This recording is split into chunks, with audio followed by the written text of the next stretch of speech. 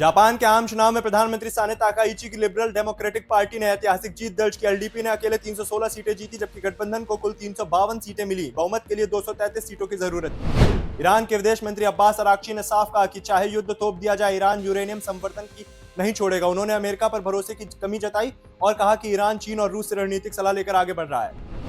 अमेरिकी justice department द्वारा जारी 30 लाख पेज की एप्स्टीन फाइल से दुनिया भर में हड़कंप मच गया। राजनेताओं, अरबपतियों और शाही परिवारों तक जांच का दायरा बढ़ गया। कई देशों में बड़े अधिकारियों के इस्तीफे सामने आए।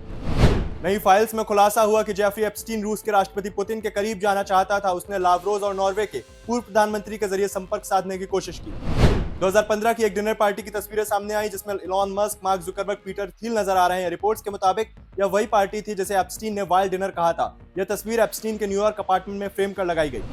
अमेरिका ने रूस से तेल खरीद पर भारत पर लगाया गया 25% पेनल्टी टैरिफ वापस लेने का फैसला किया है। कुल टैरिफ दर भी 50% से घटाकर 18% कर दी गई। इससे भारतीय कारोबारियों को करीब 40,000 करोड़ की राहत मिलने की उम्मीद।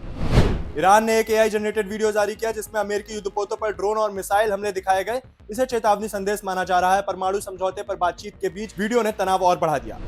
रूस की सैन्य खुफिया एजेंसी ने लेफ्टिनेंट जनरल व्लादिमीर एलेक्सेव की हत्या के आरोपी को दुबई से गिरफ्तार किया। रूसी अधिकारियों का कहना है कि आरोपी यूक्रेन के लिए काम कर रहा था और हमले के बाद फरार हो गया था। प्रधानमंत्री मोदी ने छात्रों से कहा कि तकनीकी का इस्तेमाल क्षमता बढ़ाने के लिए करें, उस पर निर्भर ना बने। उन्होंने पढ़ाई के साथ लिखकर अभ्यास करने और तनाव से दूर रहने की सलाह दी। यह परीक्षा के चर्चा का 9वां संस्करण था। नीमका जेल में बंद आतंकी अब्दुल रहमान की नुकीली चीट से हत्या कर दी गई। आरोपी कैदी को हाल ही में जम्मू कश्मीर से शिफ्ट किया गया था। अब्दुल रहमान पर अयोध्या को दहलाने की साजिश का आरोप था और वह AQIS से जोड़ा था।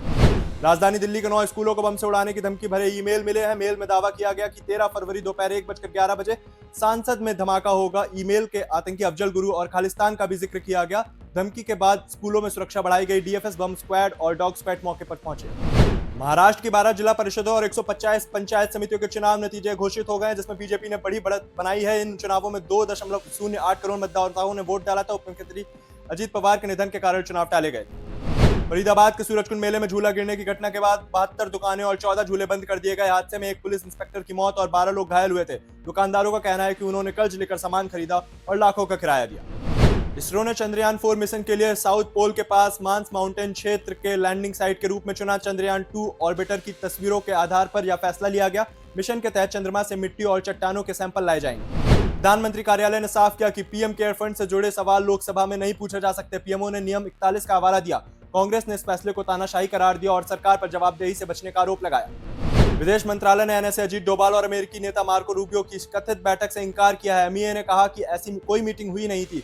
यह बयान भारत अमेरिका ट्रेड डील की चर्चाओं के बीच आया था। नोएडा में साइबर ठगों ने युवक को KYC अपडेट के नाम पर फोन किया और मोबाइल हैक कर बैंक खाते से 1.37 लाख रुपए निकाल लिए। पीड़ित ने सेक्टर 49 थाने में केस दर्ज कराया। गाजियाबाद में 3 नाबालिग बहनों के सामूहिक सुसाइड मामले में नई थ्योरी सामने आई है। पिता ने बताया कि घटना वाली रात बच्चों पर गुस्सा हुआ था और मोबाइल छीन गया था। मां का बयान सामने आने से सवाल बढ़ रहे हैं। रायबरेली में तेज रफ्तार कार ने मंदिर से घर लौट रही 9 लड़कियों को कुचल दिया। हादसे में 4 की मौत हो गई, 5 गंभीर रूप से घायल हैं। घटना के इलाके में मातम पसरा है। श्रीलंका ने आयरलैंड को 20 रन से हराकर कुशल मेंडिस ने 50 जमाई, जबकि तीक्ष्णा और हसरंगा ने 3-3 विकेट लिए। आयरिश टीम 164 रन का लक्ष्य पीछे करते हुए ऑल आउट हो गई। क्रिकेटर रिंकू सिंह और सांसद प्रिया सरोज जून में काशी में शादी करेंगे। सियासी विवाद से बचने के लिए गेस्ट लिस्ट सीमित रखी गई। उत्तराखंड ने रणजी ट्रॉफी में पहली बार सेमीफाइनल में जगह बनाई। टीम ने झारखंड को हराया। आकिब नबी ने मैच में 10 विकेट झटके। अरिजीत सिंह ने कोलकाता में लाइव कॉन्सर्ट किया। अनुष्का शंकर के साथ परफॉर्मेंस के दौरान वे भावुक हो गए। यह प्लेबैक सिंगिंग छोड़ने के बाद पहली पब्लिक परफॉर्मेंस थी। सोनम कपूर ने मुंबई में प्राइवेट बेबी शॉवर होस्ट किया। करीना कपूर और फराह खान समेत कई सेलेब्स शामिल हुए। सोनम का पहला सिंपल एलिगेंट लुक चर्चा में रहा। बिग बी के हाथ में दिखे पोस्टर ने सोशल मीडिया पर हलचल मचा दी। बाद में खुलासा हुआ कि यह 13 फरवरी को रिलीज होने वाली फिल्म का प्रमोशनल पोस्टर है, निजी मामला नहीं।